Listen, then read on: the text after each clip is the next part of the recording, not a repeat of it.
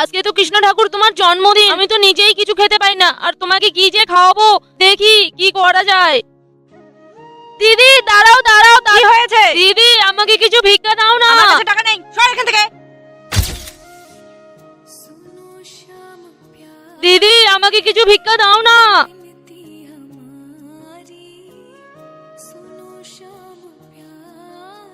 দাদা আমাকে এই 2 টাকাটা দিয়ে কিছু দিন তো। দোকান না শুরু হতে চলে এসেছে, যা এখান থেকে, যা ভিখারি যা।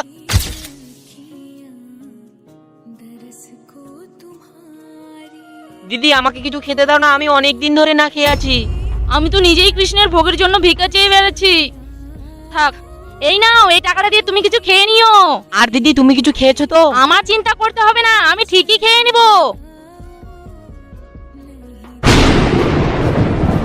জয় শ্রীকৃষ্ণ, রাধে রাধে।